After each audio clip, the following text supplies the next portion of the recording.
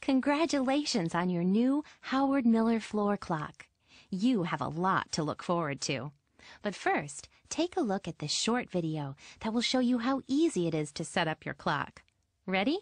Let's begin.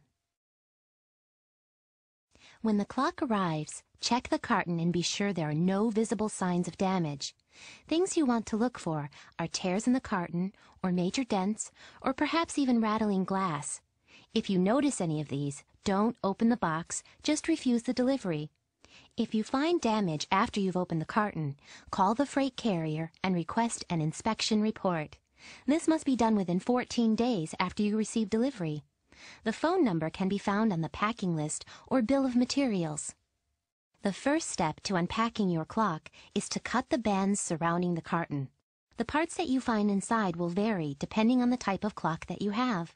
Along with your clock, you may find these things: a pendulum, a box containing your weights, door key and winding crank, and a finial if you have one, along with your owner's instruction manual.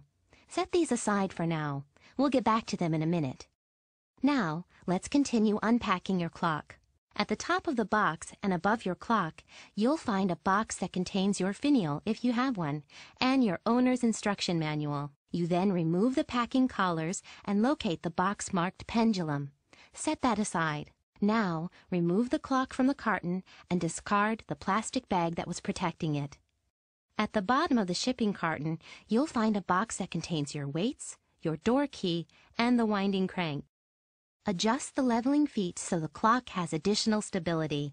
Now, we're ready to set up the clock. For cable-driven side access clocks, first open the door.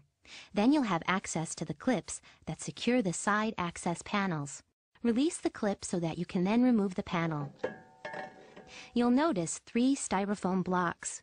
Just leave those and allow the clock to run for about 24 hours. Remove the cardboard that protects the chime hammers. Then reach in and remove the foam pads that protect the hammers and chime rods. For cable-driven front access clocks, first open the door. Then remove the cardboard materials that are protecting the chime rods. You'll notice 3 styrofoam blocks. Just leave those and allow the clock to run for about 24 hours. Reach up behind the dial and locate the foam pad that protects the hammers and rods, and be sure to remove this from both sides of the movement. For cable-driven rear access clocks, first open the door and remove the cardboard packing materials that protect the chime rods. You'll notice 3 styrofoam blocks. Just leave those and allow the clock to run for about 24 hours. Then unscrew the back panels of the clock, allowing access to the movement. Reach in and remove the foam pads that protect the hammers and rods from both sides of the movement. For chain-driven side access clocks, release the clip securing the side panel and remove it. Then reach in and remove the foam pads that protect the hammers and rods. Now you're ready to release the bag that holds the chains and the clip that secures the pendulum guide. Now clip the drawstring and release the chains. Then you can remove the plastic guard that protects the chains and the plastic guard that protects the chime rods. For quartz movement clocks, release the clips that hold the back panel. This will give you access to the movement. Refer to your owner's manual for instructions on installing the battery and releasing the pendulum clip. Now we're ready to open the boxes that we had you set aside earlier.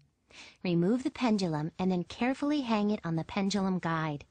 And now for the box containing the weights. Open the box and you will find 3 weights, each clearly marked left, center, and right. Facing the clock, hang the weights in each of the positions for which they are marked. Just a reminder, don't remove the 3 styrofoam blocks until the clock has run at least 24 hours. Now you're ready to start your clock.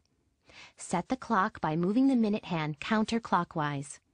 Then, give the pendulum a gentle but big swing, and don't be alarmed if it gently bumps into the glass. The clock needs to be level, so use the 4 leveling feet that you'll find at the bottom of the clock. You'll want to consult your owner's manual for specific instructions on how to adjust your clock's timekeeping accuracy, as well as information on how to accurately set the moon dial. And that's all there is to it. If you still have questions, it's easy to find the answers. Consult the owner's manual, call the retailer where you bought the clock, or visit howardmiller.com and read through our frequently asked questions. Congratulations! You've successfully set up your new clock, and we know that you'll enjoy it for many generations to come.